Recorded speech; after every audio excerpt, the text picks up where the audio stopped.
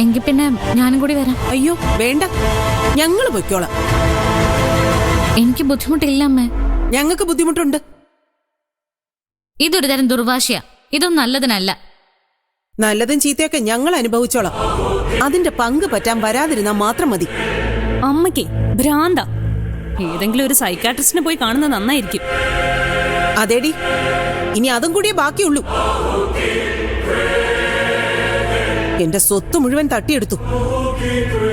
ഇനി എല്ലാവരും കൂടി ഭ്രാന്തി കൂടി ആക്കിക്കോ. അപ്പൊ പിന്നെ വല്ല സെല്ലിലും കൊണ്ട് അടയ്ക്കാലോ.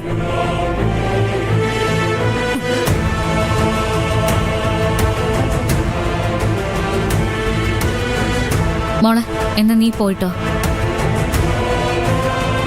ഞാൻ കാശെടുത്തിട്ട് വരാം. വേണ്ട എടുത്തി, കാശ് എന്റെ കയ്യിലുണ്ട്. കുഴപ്പമില്ലെന്നേ, ഇരിക്കട്ടെ.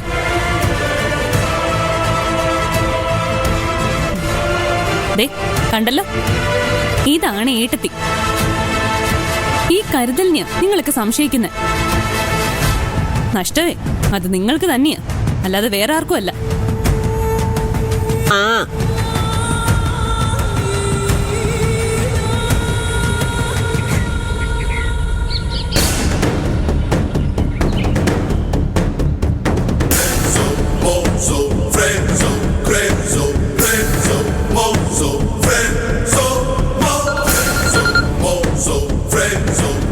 എന്താ മോനെ? ദേവിക അവിടെ എത്തിയോ? എത്തിയല്ലോ. എന്തേ? അവൾ എന്തെങ്കിലും പറഞ്ഞു? ഇല്ല. ഒന്നും പറഞ്ഞില്ലേ? ഇല്ലെന്നേ. എന്തുറ്റി? അല്ല, ഒരു ചെറിയ പ്രശ്നമുണ്ടായി.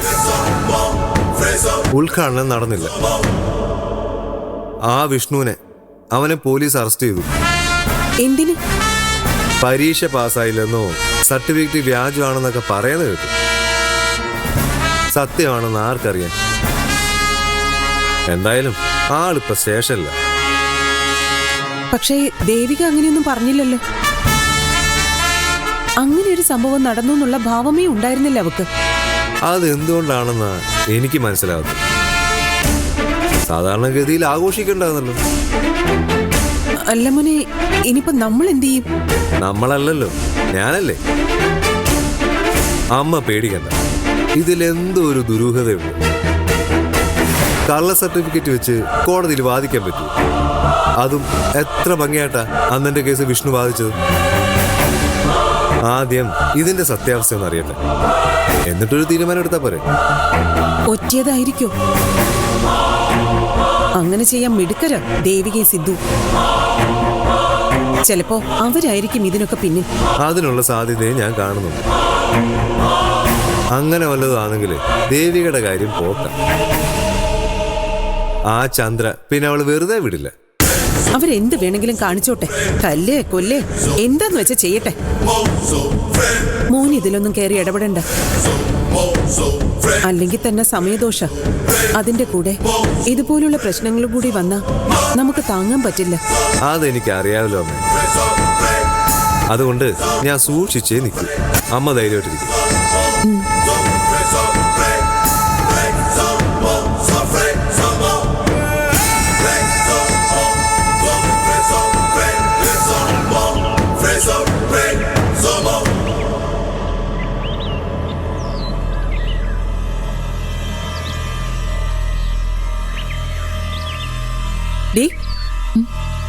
നീയൊക്കെ കൂടി ആ പാവത്തിന്റെ കഞ്ഞുകൂടി മുട്ടിച്ചല്ലേ? ഏത് ഭാഗത്തിന്റെ? ചന്ദ്രയുടെ. എന്തിനാടി ഇങ്ങനെ ഒരു ദ്രോഹം അവളോട് ചെയ്തത്? അതിനാര് ചെയ്തു? എന്ത് ചെയ്തു? ഓ, നിനക്കൊന്നും അറിയില്ല. വിഷ്ണുവിനെ എന്തിനാ പോലീസ് അറസ്റ്റ് ചെയ്തേ? അത് പോലീസിനോടല്ലേ ചോദിക്കണ്ടേ, എന്നോടാണോ?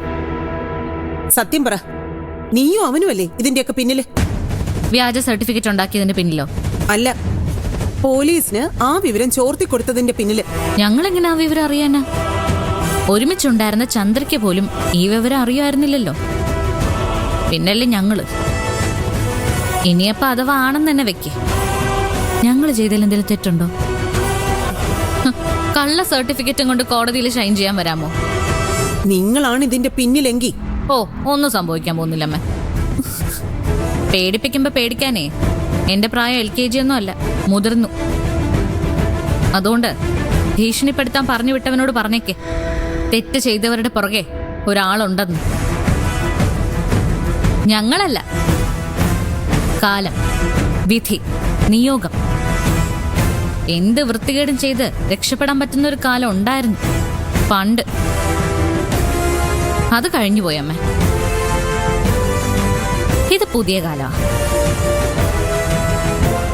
ഇവിടെ ഒന്നും നടക്കില്ല, ഒന്നും.